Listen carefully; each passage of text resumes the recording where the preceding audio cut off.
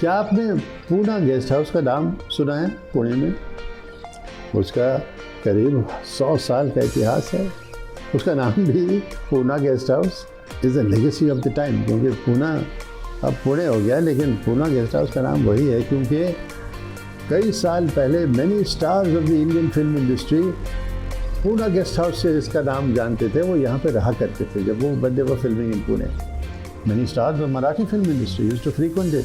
अक्सर वो क्योंकि बोर्डिंग और लॉजिंग भी थी, मराठी मील भी आपको मिलता था, प्योर वेजिटेरियन, और वहाँ पे रहते भी थे। अब ये जो owner of the Poona guest house थे, उनका नाम था नाना साहेब सरपोतदार।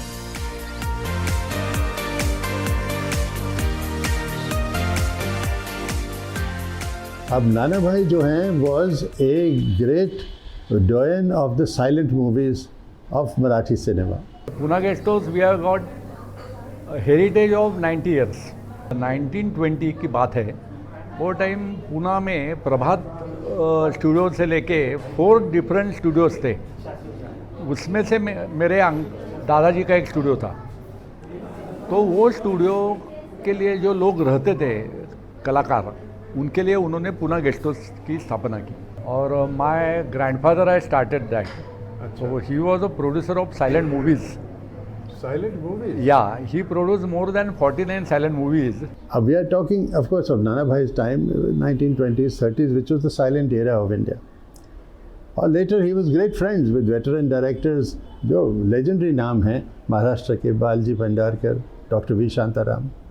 और ये इनका क्रेडिट एक्चुअली है कि नाना भाई जी ने ललिता पवार को फिल्मों में इंट्रोड्यूस किया।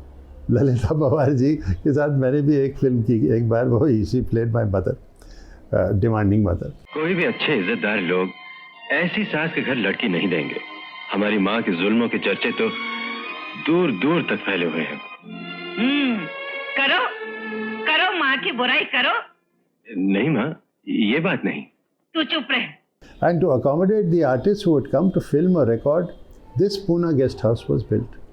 और किशोर भाई सरपोतदार कहते हैं कि सब आया करते थे, सारे stars, Indian film stars, Marathi film stars यहाँ आते थे। लता मंगेशकर, देव साहेब, देवानंद, रफ़ी साहेब, पृथ्वीराज जी, राज कपूर, सारे जो हैं यहाँ पे पूना गेस्ट हाउस में रहा करते थे।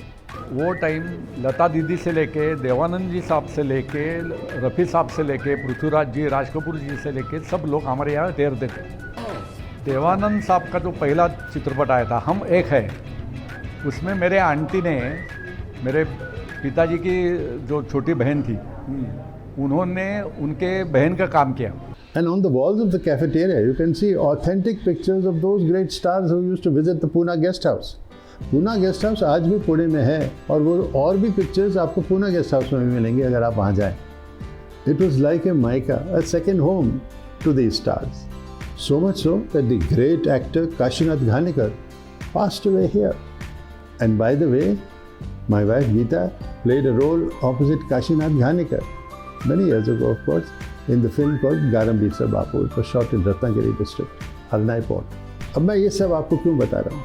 मैं इसलिए आपको बता रहा हूँ कि Poona guest house runs the cafeteria at the Zaporozhe Museum. ये वो जगह है जहाँ आपको ऑथेंटिक रियल महाराष्ट्रियन कुजीन मिलेगा। We are specialist in Maharashtrian cuisine.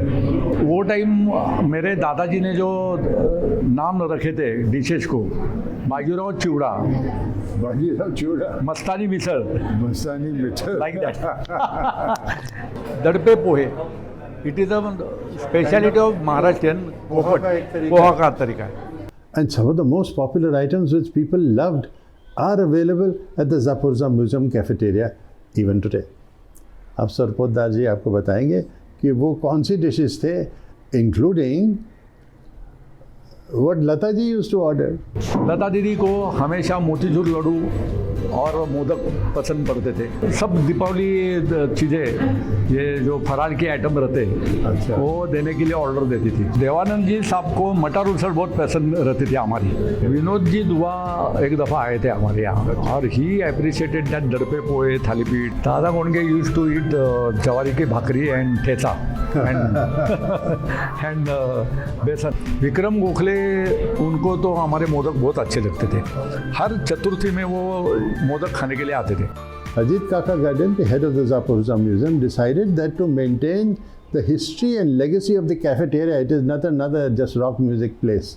It should be in sync with that of the museum, which is dedicated to the genius of the history and the legacy of the arts and crafts of India. Museum के लिए तो लोग आना ही चाहिए, लेकिन हमारे food के लिए भी लोगों ने आके अप्रिशिएट करना चाहिए।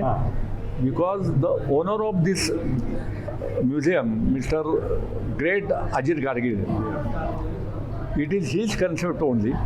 सो उन्होंने हमारी जो एक